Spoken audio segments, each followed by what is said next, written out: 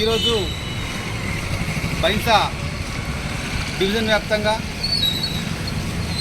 ఏదైతే ప్రభుత్వ పాఠశాలల్లో చేర్పిద్దాం, లక్షలు ఆదా చేద్దాం మనబడి పరిరక్షణ కమిటీ టీం ఆధ్వర్యంలో ఈరోజు కరపత్రాలు విడుదల చేయడం జరిగింది. గతంలో కలెక్టర్ గారిని కలవడం జరిగింది. మన విద్యాశాఖ అధికారిని కూడా కలిసి ఈ కరపత్రం సంబంధించింది విడుదల చేయడం జరిగింది. దీని ముఖ్య ఉద్దేశం ప్రభుత్వ పాఠశాలలో విద్యార్థులందరూ కూడా అక్కడే చదువుకోవాలని చెప్పి, ప్రైవేట్లో వెళ్తే మీకు అనేక రకాలుగా ఇబ్బందులు అవుతాయని చెప్పి మన బడి పండుగ పేరిట ఏదైతే మన బడి పరిరక్షణ టీం ఆధ్వర్యంలో మేము కరపత్రాల పంపిణీ ప్రతి ఊర్లలో మైకుల ద్వారా చెప్పడము, ఇలాంటి ప్రచార కార్యక్రమం అనేటువంటిది నిర్వహిస్తూ ఉన్నాము. మన ముదోల్ డివిజన్లో దాదాపు 7 మండలాలతో పాటు బైన్సా టౌన్లో అనేక ప్రభుత్వ పాఠశాలలు ఉన్నాయి. అందులో ఉచితంగా విద్య అనేటువంటిది జరుగుతూ ఉంది. ప్రభుత్వ పాఠశాలలో మధ్యాహ్న భోజనం, యూనిఫామ్లు, పిల్లలకు కావాల్సినటువంటి ప్లేగ్రౌండు, అదేవిధంగా వాళ్ళకి అన్ని రకాల సౌకర్యాలు అనేటువంటిది ఈ ప్రభుత్వమైనటువంటి స్కూళ్ళలో ఇస్తూ ఉన్నారు. మరి దాన్ని పూర్తి స్థాయిలో ఈ విద్యార్థులందరూ కూడా, తల్లిదండ్రులందరూ కూడా వినియోగించుకోవాలి. ఎందుకనంటే 1 లక్ష అంటే ఒకటో తరగతి నుంచి 10వ తరగతి వరకు చూస్తే 10 సంవత్సరాలలో ఒక సంవత్సరానికి 50,000 అనుకున్నా కూడా 10 సంవత్సరాలలో మీకు దాదాపు 8 లక్షల వరకు 10 లక్షల వరకు మీరు వృధాగా మీ డబ్బులు అనేటువంటి వెళ్తూ ఉన్నాయి. ప్రైవేట్ స్కూల్లో వేయడం వల్ల మీకు ఇలాంటి ఇబ్బంది కలుగుతూ ఉంది. కాబట్టి ఇదే డబ్బుని మీరందరూ కూడా ఫీజు సంబంధించినటువంటి ఏదైతే ఉందో దాన్ని మీరు జమ చేసుకుంటే, దాన్ని ఎఫ్డీలో వేసుకుంటే మీ కుటుంబంలో ఉన్నటువంటి పిల్లలందరికీ కూడా రేపు 10వ తరగతి పాస్ అయిన తర్వాత ఇంటర్మీడియట్లో ఇంజనీరింగ్ కోసం కావచ్చు, అదేవిధంగా డాక్టర్ కోర్సు కావచ్చు, ఇలాంటి ఏదైనా మంచి మంచి కోర్సుల కోసము మీకు ఆ డబ్బులు ఉపయోగపడే విధంగా ఉంటాయని చెప్పినటువంటి విషయాన్ని మేము గుర్తు చేస్తూ ఉన్నాము. ఎందుకనంటే ఏదైతే ఫీజుకు సంబంధించిన దాంట్లో చాలా ఇబ్బందికరమైనటువంటి పరిస్థితి ఉంది.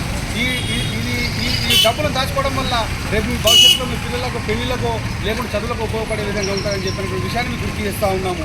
అదేవిధంగా ఏదైతే మనము ఈ ప్రభుత్వ స్కూళ్ళు, ప్రైవేట్ స్కూళ్ళకు సంబంధించిన దాంట్లో మనం తేడాలు చాలా చూడవచ్చు.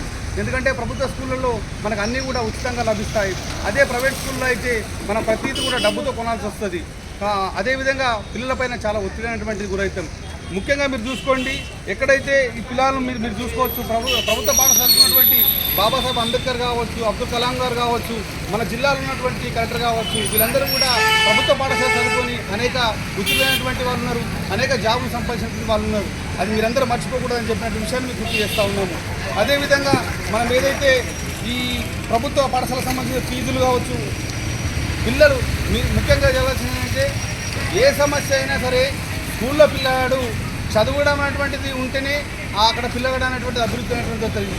స్కూల్ ఏదైనా సరే పిల్లగాళ్ళని కష్టపడి చదవడం అనేటువంటిది ఇంట్లో పేరెంట్స్ కూడా వాళ్ళకందరికీ కూడా సహాయ సహకారాలు అందించాల్సిన అవసరం ఉంటుంది. దాని ద్వారానే ప్రభుత్వ పాఠశాలలు కూడా మరింత అభివృద్ధి చెందే విధంగా ఉంటాయని చెప్పినటువంటి విషయాన్ని మేము అందరూ గుర్తు చేస్తూ ఉన్నాము.